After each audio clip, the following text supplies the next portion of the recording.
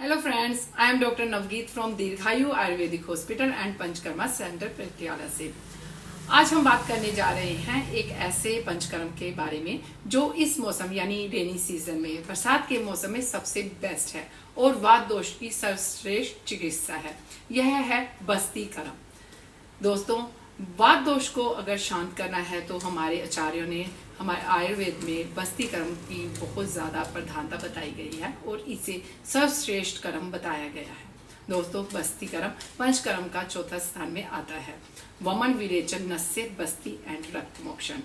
कई जगह हमारे आचार्यों ने बताया है वमन विरेचन नस्य, अनुवासन बस्ती और अस्थापन बस्ती। तो इस तरह से अलग अलग वर्णन है अलग अलग ग्रंथों में। तो हम बात कर रहे हैं बस्ती कर्म के बारे में। जितनी भी बीमारियां हैं वात को प्रधान बताया गया है। अगर वात है तो वात से रिलेटेड जितने भी रोग हैं ये हमारे बॉडी में वात के कारण ही हैं। आयुर्वेद में 80 प्रकार की बीमारियां वात से रिलेटेड बताई गई हैं। अगर हमें वात को शांत करना है, वात को प्रकोपित होने से रोकना है, तो हमें इस मौसम में बस्ती कर्म जरूर करना चाहिए। तो बात करते हैं कि बस्ती कर्म कैसे की जाती है। दोस्तों, बस्ती कर्म एक थेरेपी है, एक कर्म है जिसमें औषध सिद्ध तेलों को या काढ़े को हम एनल कैनाल के थ्रू यानी गुद मार्ग के थ्रू हम इंसर्ट करते हैं और फिर इससे जो अब्जॉर्प्शन ऑफ मेडिसिन है बहुत ज़्यादा बढ़िया होती है, जिससे इंस्टेंट रिजल्ट हमें मिलते हैं। तो दोस्तों, इसको हमने देखा है कि लोग एनीमा के साथ जो मॉडर्न एक टेक्निक है, जिनको कॉन्स्टिपेशन होती है उनको हम एनीमा देते हैं, उसके साथ कंपेयर करते हैं। बट यह बिल्कुल डिफरेंट है। इसमें औषध को हम इंसर्ट करते हैं, एनीमा में हम सोप वाटर को इंसर्ट करते हैं, जिससे जल्द से जल्द मोशन आते हैं। बस्ती चिकित्सा ही सर्वश्रेष्ठ चिकित्सा क्यों है? हमारे शास्त्रों में बताया गया है कि जिस प्रकार से किसी पेड़ को नरिश करना है तो उसकी जड़ में हमें, उसके मूल में हमें पानी या खाद देनी पड़ेगी। उसी प्रकार से अगर एक व्यक्ति को हमें स्वस्थ रखना है या उसको बीमारियों से मुक्त रखना है तो उसके मल द्वार में, मूल आधार में हमें औषधों को या तेलों को डालना होगा, तभी उसकी पूर्ण रूप से चिकित्सा होगी, जिससे कि उसका जो नरिशमेंट है पूरी बॉडी में दिखाई देगा और वह स्वस्थ रहेगा। कितने प्रकार की होती है? दोस्तों, बस्ती 2 प्रकार की बताई गई है, अनुवासन बस्ती और अस्थापन बस्ती। अनुवासन बस्ती को निरु बस्ती भी कहा जाता है और यह खाना खाने के बाद दी जाती है। इसमें जो मेडिसिन है ऑयल दिया जाता है, औषध सिद्ध ऑयल होते हैं और यह एक लिमिटेड अमाउंट में दी जाती है। यह डिपेंड करता है इस बीमारी को ध्यान में रखते हुए किस पेशेंट को कितनी देनी है और इसका प्रॉपर अब्जॉर्प्शन हो जाता है। यह बाहर नहीं निकलती, अगर निकलती है तो कुछ समय बाद अपने गुणों को इंसर्ट करके फिर ही निकलती है। इसके बाद आता है अस्थापन बस्ती।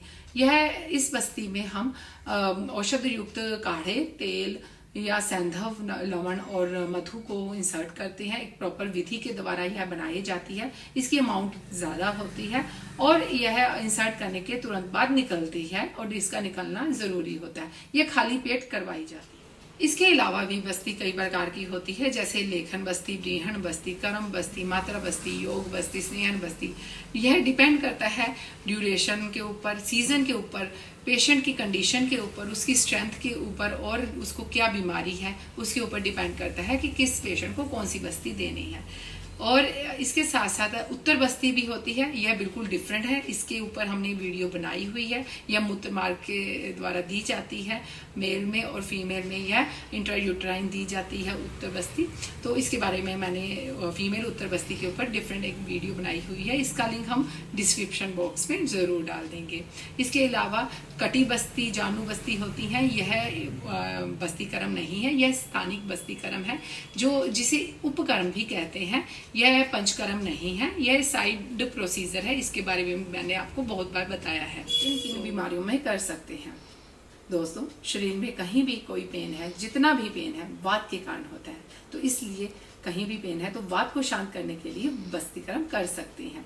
इसके अलावा जितने भी जॉइंट्स पेन है, संधिगत वात है, आर्थराइटिस है या फिर यूरिक एसिड बढ़ा हुआ है जिसे वात रक्त या गाउट भी कहते हैं, उसमें भी बस्ती कर्म कर सकते हैं। इसके अलावा सर्वाइकल स्पॉन्डिलाइटिस में, लंबर स्पॉन्डिलाइटिस में, शियाटिका में बस्ती कर्म कर सकते हैं।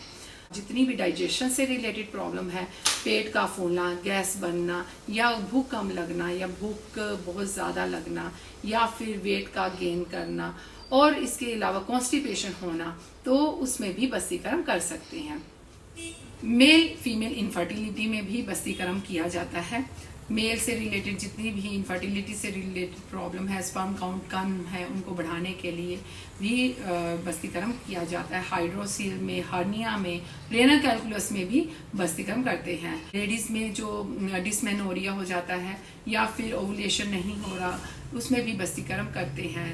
रिकरेंट अबॉर्शन में और फीमेल इनफर्टिलिटी में तो बहुत ही अच्छे रिजल्ट हैं। इवन कि अगर नॉर्मल डिलीवरी पेशेंट चाहते हैं तो उनको भी अगर पेन कम हो, लेबर पेन का दर्द कम सहना पड़े, तो उससे भी पहले कुछ बस्तीकरण ऐसे हैं जो किए जाते हैं।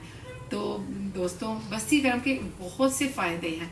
तो आपको इस मौसम में, यानी कि अगर आप हेल्दी हैं, तो एक ना एक बार तो वर्षा ऋतु में बस्तीकरण जरूर करवाना चाहिए।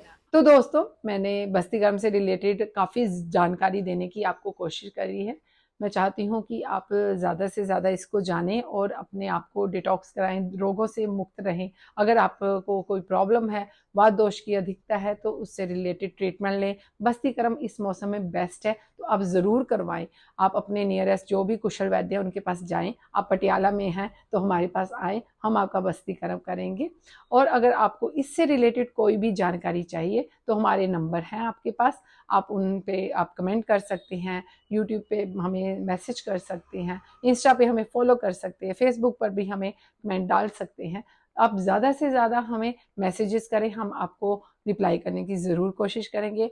इस वीडियो को लाइक करें, शेयर करें और सब्सक्राइब करें। Thank you. Have a nice day. Good bye.